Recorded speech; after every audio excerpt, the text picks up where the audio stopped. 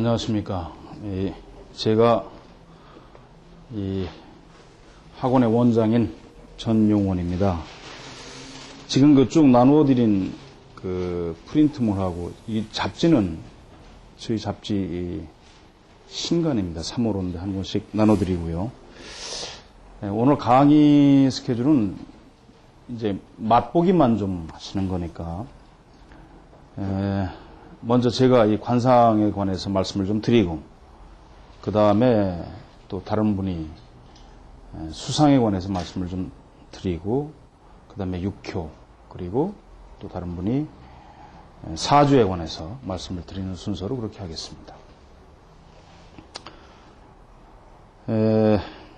이 내용은 저희 잡지에 쭉 실려서 나가고 있는 거를 조금 발췌하는 겁니다. 제가 쓴 논문인데요. 관상에 관해서 조금 말씀을 드리면 흔히 이제 이 관상을 상학이니 상술이니 이렇게 말을 합니다. 하는데 지금에 와서는 이 상학, 상술을 밥을 벌어먹기 위해서 하는 사람들이 많이 있습니다. 그러나 원래 이 상술은 고대에는 밥을 벌어먹기 위해서 있었던 게 아니고 이 제왕학이고 군사학이었습니다. 실제로 쭉 보시면은 여러분 아시다시피 그 예기라고 하는 책이 있는데 그 주석서가 있어요.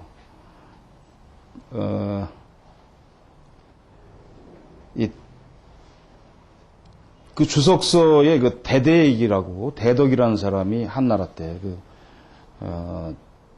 찬을 한 거죠. 거기에 보면은 그 이미 중국의 그 고대 삼왕 시대로 올라가서 막 요임금이나 순임금 같은 사람들 또 그 밑에 내려와서 주나라의 이 문왕 같은 사람들이 전부 다 사람을 얼굴을 봐서 택해서 썼다고 그렇게 얘기를 합니다. 지금이야 뭐 이력서가 있고 또 학교를 어디 나왔느니 뭐 성적 증명서가 있고 이렇게 하니까 그 사람을 그런 걸로 많이 판단을 하지요. 그러나 고대에는 그 사람이 공부를 얼만큼 했는지, 어떤 실력을 가졌는지, 그 사람의 천성이 어떤지 이거 모르거든요.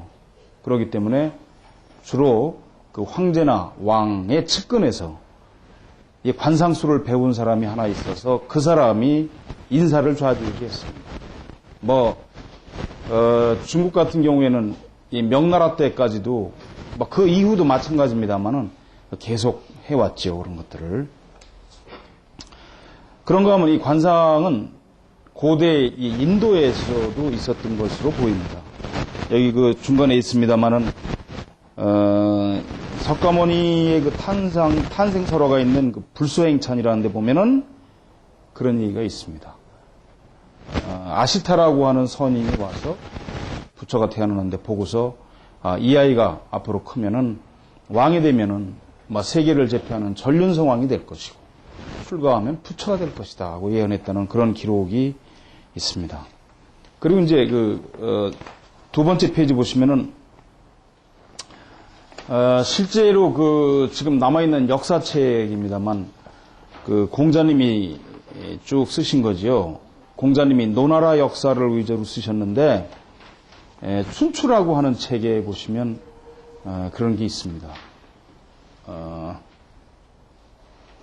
문공이라고 하는 그 왕이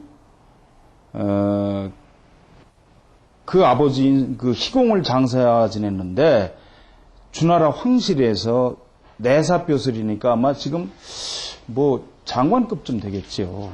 그런 관리를 숙복이라고 하는 관리를 파견해서 감독했어요. 그거를 감독했는데 그 숙복이라고 하는 사람이 아주 상을 잘 받던 거죠. 그래서 노나라의 대부였던 공손호라고 하는 사람이 그 숙복한테 자기 자식들을 보여줬습니다. 그래서 어떻습니까? 하니까 그 아들들이 괜찮다 했다는 그런 기록이 있죠. 그리고 실제로 밑으로 내려오면 이제 장자에도 보면 그런 얘기가 나옵니다. 서무기 편이라고 거기 보면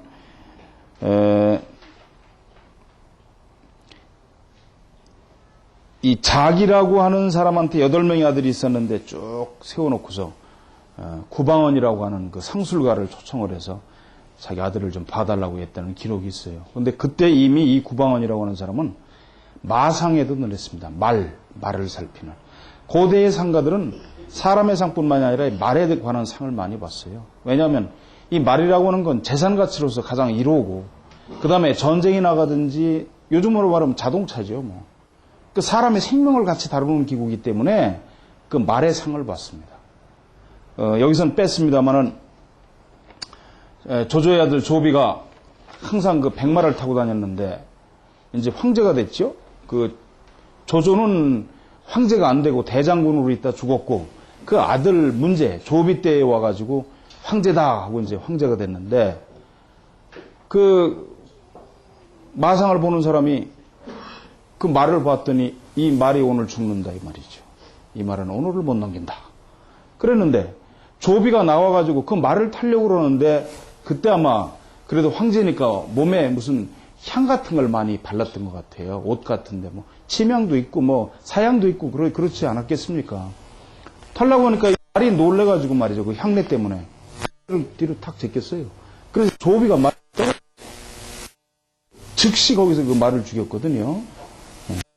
그때는 기록이 있고, 쭉 뒤로 보시면은 한나라를 그 개국한 유방이가 옛날에 원래 그 불황하거든요, 유방이가. 그런데 아주 미간 말짓 같은 걸 하고 있는데, 예? 그 여공이라고 하는 사람이 그 잔치를 벌이고 있는데, 거기 와서 뭐 1000냥이요, 뭐 2000냥이요 해서 자기가 낼 돈을 하고 들어오는 게 있는데, 유방이가 들어오면서 뭐 10만 냥이요 뭐 이러고 들어온 거란 말이죠. 그러니 얼른 쫓아가서 앉혔는데 보니까 이건 미간 발찌개 아무것도 없는 놈이란 말이죠. 그런데 이 여공이 봤더니 이 뭐 황제의 상이란 말이에요, 이 사람이. 그 유방이가. 그래서 그냥 뭐 술도 대접하고 하면서 뭐라 그랬느냐면, 내가 상을 좀 볼 줄, 신의 상은 보통 사람하고 다르다 이 말이에요. 그러니 부디 몸을 보증하시라고. 그러면서 자기 딸을 줘요. 그 여공이 굉장히 부자였거든요. 자기 딸을 주면서 뭐 청소나 시키고 그저 뭐 빨래나 시키고 하는 그런 대로 쓰라고 말이죠. 사위를 삼았죠. 그럼 나중에 이제 그 유방이가 황제가 되고 그 딸이 황후가 되는 거지요. 이런 것들은 전부 다 이게 사서에 있는 것들입니다. 제가 이 논문을 쓰면서 조사를 한 거죠. 그리고 이게 이제 한나라 때 내려오면은 상술이 굉장히 발달을 했어요. 그 이릉이라고 여러분들 아마 들어보셨을 겁니다. 사마천이라고 하는 사람이 사기라고 하는 걸 썼죠. 거기 보면 그 이릉편이 나오거든요. 이 사마천이가 잡혀가가지고 이 불화를 거세당하고 한 이유가 이 이릉이 때문인데, 이릉이를 변호하다가 한무제에 노여움을 사가지고 이렇게 됐거든요. 근데 이릉이가 그 당시에 유역대 5,000명을 데리고 흉노를 쫓아 들어갔다가, 그때 그 황제의 애첩인 이부인의 오빠가 이릉이라고 하는 장군인데, 이릉이를 항상 시기했어요. 그래서 보급을 대줘야 되는데, 사실은 그 들어갔는데 보급을 딱 끊어버렸어요. 그래서 이릉이가 거기 가서 싸우다가 흉노한테 잡혔죠. 잡혔는데 국경에서부터 한 100열이 떨어졌으니까 그 싸우다가 잡힌 데가, 이놈이 항복을 했는지 뭔지 알 수가 없단 말이에요. 그러니까 한무제가 어떻게 했느냐면 상을 잘 보는 사람을 이릉이 가족들한테 보냈어요. 살피고 와라. 그 부인이나 어머니 이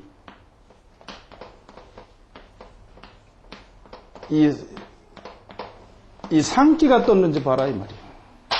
예? 남편이 죽거나 아들이 죽으려고 그러면 얼굴에 기색이 뜹니다. 예? 그게 떴는지 보고 와라 이 말이에요. 근데 가서 보니까 상기가 안 떴어. 그 돌아가지고 그런 일이 없습니다. 그랬더니 황제가 대로했어요. 그러고서 얼마 안 있어서 이릉이가 항복했다는 걸 알고 그 가족을 싹 가지고 잡아 죽이죠. 그러니까 이미 그때만 해도 이 뭐 군사학, 제왕학으로 다 쓰였던 겁니다. 이게 전부 다. 지금이야 이제 내려와가지고 막 간판 걸고 하고 이렇게 합니다만. 근데 사실은 국내에서는 이 지금 상을 가지고 간판 걸고 밥 먹는 사람이 없습니다. 왜냐하면 이게 어려워요. 그리고 이 번역된 책을 가지고는 절대 이 관상이나 풍수지리는 뚫어내질 못합니다. 원서를 가지고 해야만 할 수가 있습니다. 그 안에 한자 하나하나에 담겨있는, 숨어있는 뜻들이 있어요. 전부 다. 아무나 배울 수 없도록 해놓은 책이기 때문에 그래서 그렇습니다. 여기 또 재밌는 게 있습니다. 옛날에 그 한나라 때 명장인 주화부라고 하는 사람이 있었는데, 그때 이 상술가로서 아주 뛰어난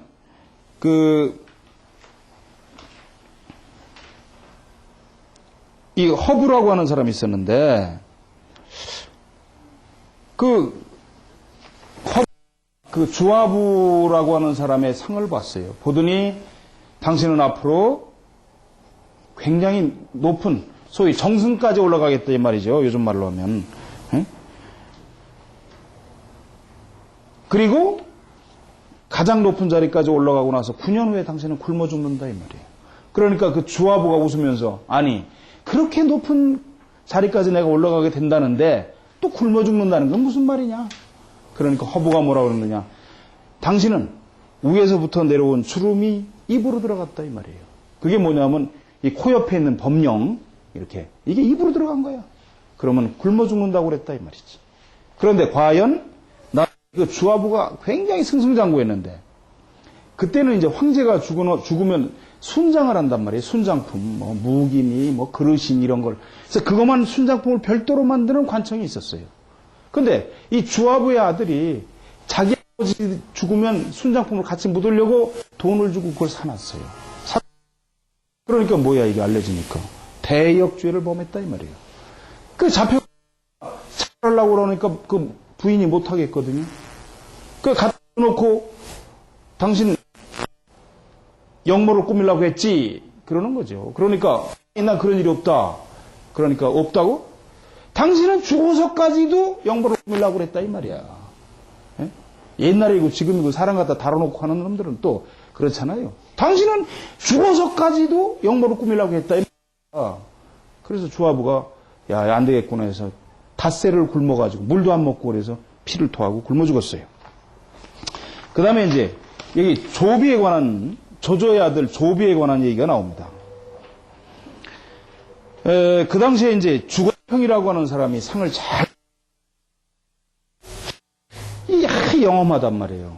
그래서 조조가 그 사람을 불러서 낮은 벼슬을 하나 내리고 가끔 이 자문을 구했어요. 그런데 조조의 아들인 조비가 그때 이제 대장군인데, 장군인데, 그 주건평이를 불러서 한 30여 명이 쭉 앉았는데 상들을 좀 봐라. 그러니까 다니면서 뭐 어쩌고 했는데 조비가 맨 마지막에 나는 수명이 얼마나 될지 좀 봐라. 물었단 말이에요. 그러니까 그 주건평이가 뭐라고 그랬느냐 하면은 장군께서는 수가 80이다 말이에요. 80까지 사실 텐데 40이 되면 작은 애군이 있을 테니 그때 잘 조심하십시오. 그런 거예요. 그런데 조비가 나이 40이 돼가지고 중병에 걸려서 죽게 됐어요. 그때 조비가 워낙 그 머리가 좋은 사람이니까 조조, 조비, 조식 이 3부자가 아주 이 3조가 뛰어난 문인들이거든요. 원래. 그때 알았어요. 그 주건평이가 80을 산다고 한 그 말이 나한테는 밤낮으로 나누어서 얘기를 한 말이구나. 내 수명이 40이라는 얘기였구나. 그거 알고 딱 죽었어요. 죽기 전에 한 겁니다. 직접. 역사입니다. 전부 다. 그래서 전부 다 그 당시에는 이런 것들이 이렇게 제왕학, 군사학으로 또 인사를 하는 부분에 있어서 쓰고 다 그렇게 썼다는 거죠.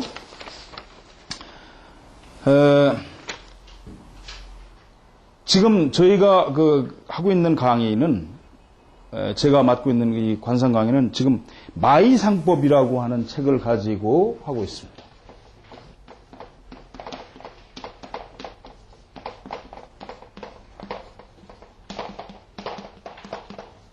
근데 그 전에 유장상법이라고 하는 건 이미 뭐 해가지고 다 끝나서 녹화를 해가지고 인터넷을 통해서 지금 하고 있고요. 마이상법이라고 하는 걸 하는데 이 관상은 처음과 끝이 없어요.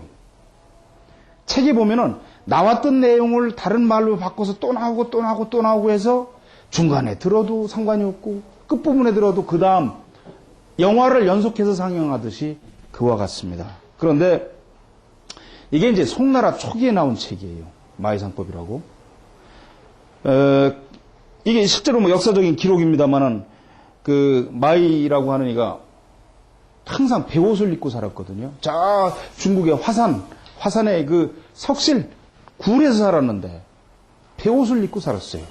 근데 쭉 찾아보니까 기록에 바지를 입은 게 아니라 치마를 입고 다녔어요. 승려인데, 중인데 어디서 왔는지를 몰라. 아마도 인도나 저쪽에서 왔던 걸로 추측이 된다는 말이죠.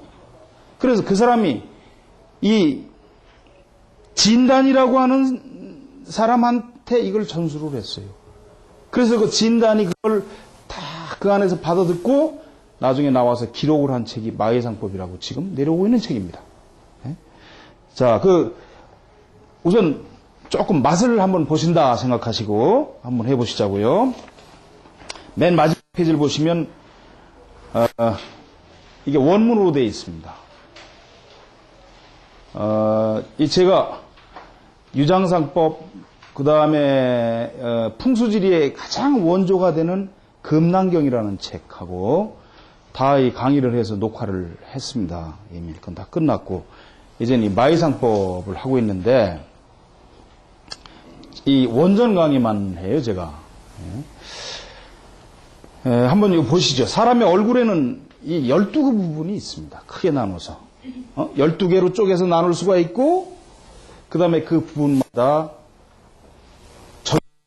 정의가 따로 있습니다. 그걸 12궁이라고 그래요. 12궁. 근데 그 중에 명궁이라고 하는 걸 하나 보시죠. 예?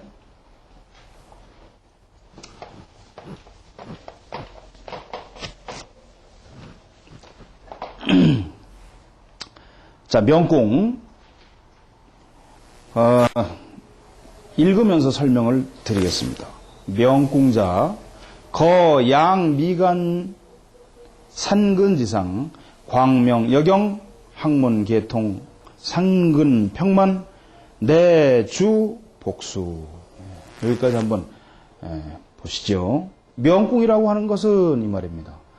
이 문장 가운데 놈자자가 있으면 이게 사람이란 뜻이 아니라 무엇이라는 것은 이렇게 번역을 합니다. 이 제 인터넷 강의를 제가 해놓은 걸 많이 듣는 사람들을 보니까 주로 대학원생들이 많아요. 걔들이 한문 공부를 마땅하게 할 데가 없으니까 막 풍수지리나 관상도 배우고 이 한문 공부도 좀 하고 하려고 많이 들어옵니다. 그걸. 제가 이 대학의 중문과 선생이에요. 그래서 그 학생들이 많이 그걸 들어와요. 이 명궁이라고 하는 것은 양미간이라고 그랬잖아요. 미간, 말 그대로 미간이에요. 눈썹 사이. 예? 눈썹 사이. 이게 눈썹이죠? 그럼 여기란 말이죠. 여기. 미간, 흔히 말하는. 양미간, 산근지상. 산근이라고 하는 건 여기 이렇게 코가 밑으로 내려오죠? 그러면 이 부분을 양쪽 눈이 있는데 이 부분을 산근이라고 얘기를 합니다. 그러니까 위치를 설명하고 있는 거예요. 명궁이라고 하는 것은 양미간 사이에 있고 산근의 우에 있다. 위치죠. 그 다음에 광명여경하면 학문계통이야. 광명. 광명이라는 게 뭡니까? 빛이 밝다 이 말이에요. 그런데 여라고 하는 건 무엇과 같이 이 말이에요. 또는 만약에 이렇게 쓰기도 하고. 그런데 마치 거울 그 빛이 거울과 같으면 학문계통이야. 학문하는데 그게 모두 다 통달할 수가 있어요. 그러니까 이 명궁에 여기를 인당이라고도 얘기를 하는데 여기가 깨끗지 않으면 공부를 못해요. 학문을 못해요. 못합니다. 절대로. 여기가 잘생긴 사람이 누가 있느냐 하면 대표적인 인물로 조순 씨 같은 분이 있잖아요. 부총리 지내고 한. 공부 많이 하셨죠. 응? 아마 그 양반이 쓴 그 뭡니까 경제 경영에 관한 그 책은 대한민국에서 지금까지 최고의 베스트셀러 아니에요? 그 영감님 보면 여기가 주먹만 하잖아요, 이렇게. 붙어가지고 말이죠. 이거만 해요, 주먹만. 그 양반이 미국의 UC 버클리 대학 하신 분이에요. 서울대 교수하고. 학문이 뛰어나다, 이 말이에요. 그런데 여기에 찌글찌글하고 그냥 움푹 꺼지고 그랬으면 공부 안 되는 거지. 아예 그런 애들은 어려서부터 장사를 가르쳐야 돼요, 장사. 그런 새끼 그냥 돈 쳐들여가지고 죽겠다고 가르쳐봐야 이상하게 떨어져. 안 돼. 그럼 어때요? 공부를 그걸 못하면 관직에도 못 나가는 거 아니에요? 관직에도. 딱 정해져 있는 거지. 관직에 나갈 놈, 공부 많이 할 놈은 이 부분이 깨끗해요. 주름도 없고. 어려서부터 달라요. 싹수가 다르다 이 말이에요. 어려서부터. 자, 그래가지고 여기 보세요. 산근이 평만하면 내주 복수요. 산근, 지금 이 콧불이죠. 눈과 눈 사이. 지금 여러분들 저 밖에 나가셔서 어디 저 시장 같은데 어렵게 어떻게 순댓국집에서 사는 그런 아주머니들을 보면 산근이라고 이 부분이 없어요. 다 움푹 꺼졌어. 없어. 그런데 평만이다 이 말이에요. 평평하고 가득하게 내려온 거죠. 노무현 대통령처럼. 내려오면 복이 있고 장수한다 이 말이에요. 이렇게 되면 그 다음에 토성이 용직하면 부공재성이야. 얼굴에서 이걸 5성으로 나누는데 이마는 화성이고 턱은 수성이고 코가 가운데니까 토성입니다. 그 다음에 좌측이 목성이고 우측 얼굴이 금성이에요. 이렇게 5개로 나누는데 토성의 용직이라고 하는 건 우뚝 솟았단 말이죠. 코가 우뚝 솟았으면 이 말이에요 지금. 그러면 부공재성이야. 재성. 재물에 관한 별이죠. 그죠? 그러니까 재물이란 얘기예요. 돈이 부공재성. 그냥 막 모여드는 거죠. 이거. 예? 공이라고 하는 거는 원래 여기 보시면 손수 옆에 손을 모으는 거죠. 예? 이렇게 모여드는 거예요. 부라고 하는 건 의지한다는 얘기예요. 근데 이 부공이라는 말 자체가 잔뜩 모여든다 이 말이에요. 그렇게 모여들어. 그런데다가 안약분명하면 재백이 풍령이라. 안약분명. 안이라는 건 눈이잖아요. 눈이 분명하다는 게 뭡니까? 눈이 있으면 이 눈에 이 눈동자와 흰자위가 분명해야 된다는 얘기입니다. 눈동자는 마치 오칠을 해놓은 것처럼 새카매야 돼요. 그리고 흰자위는 깨끗해야 되는 거죠. 이게 분명입니다. 코가 잘생긴 데다 눈까지 이렇다면은 이 말이에요. 그렇다면은 재백이 풍령이야. 재물이 그냥 그득하게 차인다 이 말이에요. 코도 잘생긴다 눈까지 그렇다면. 그 다음에 애교천자면 명봉영마관성이라. 애교천자, 이마가 마치 내천자와 같으면 이 말이에요. 이마가 내천자 같다는 게 무슨 얘기예요? 이마가 내천자 같은 사람이 누가 있겠습니까? 대표적인 사람으로 전두환 씨 같은 사람이다 이 말이에요. 에? 뼈가 이렇게 솟았다 이 말이에요. 세로로 이렇게 솟은 거예요. 이렇게 솟으면 그 운명이 역마관성을 당해. 무슨 얘기입니까? 관성은 높은 관직에 올라간다 이 말이에요. 말하자면 전두환 씨한테 옛날에 다 돌대가리라고 그랬잖아요. 그 본인도 얘기를 했어. 옛날에 무슨 신문사 무슨 잡지하고 인터뷰를 했는데 기자하고 그 당시에 육사를 들어갔는데 떨어졌다 이 말이에요. 떨어졌는데 그날 오는 날 6명이 안 왔어. 그래서 그 떨어진 사람 중에서 6명을 더 뽑았는데 전두환 씨가 그 중에 6등으로 들어갔다 이 말이에요. 그럼 꼴찌 중에 꼴찌야. 근데 그 사람이 동기들 중에서 가장 먼저 장군을 달았다 이 말이에요. 응? 사람들이 다 돌대가리라고 그랬지만 그 사람이 맨 먼저 장군을 달고 대통령을 했다 이 말이죠. 아니 본인이 어떤 그 스케줄에 의해서 플래닝 해가지고 야 언제 나는 장군을 달고 언제 대통령 해야지 했겠냐고요. 아니잖아요. 운명이 그렇게 만들어간다 이 말이에요. 운이 있으면 산꼭대기에 도망가 있어도 그 운이 찾아와요. 죽을 놈은 죽고 부자가 되려면 부자가 돼. 하도 어려워서 어떤 놈이 산꼭대기로 도망갔다 이 말이에요. 근데 운이 올라오고 그러면 그놈이 하나 사가지고 로또가 될 수도 있는 거야. 로또가. 그게 운이라니까. 그렇잖아요. 어? 그래서 이 이마의 뼈가 세로로 탁 솟으면 그렇다는 얘기예요. 그런데 이마의 뼈가 세로로 솟아야 되는데 가로로 솟으면 소용이 없어. 이렇게 솟으면 이게 독일 사람 무슨 소세지처럼 더 옆으로 붙으면은 이거는 동가숙 서가식. 오늘은 춘천서 자고 내일은 안동 가서 자고 모레는 서울 와서 자고 그러한 일을 하고 살아요. 신고가 많아요. 이렇게 솟아야 돼요. 자, 그 다음에 그 밑에 보세요. 과락 여사면 필보 쌍전북이라. 과라고 하는 건 이게 결과 이 말이에요. 이와 같이 생기면 반드시 쌍전북이 부와 귀를 두 가지를 다 온전하게 갖게 된다. 그 다음에 요침 필정 비난. 여기서 요라는 건 뭡니까? 코지요. 코가 이렇게 잘생겨야 되는데 코가 잘생긴 사람으로는 노무현 대통령하고 옛날에 대통령 지낸 김대중 전 대통령 코가 잘생겼죠. 김대중 대통령 같은 경우에는 보면 김상택인가 하는 그 만화가 그렸는데 뭐 이렇게 그리죠?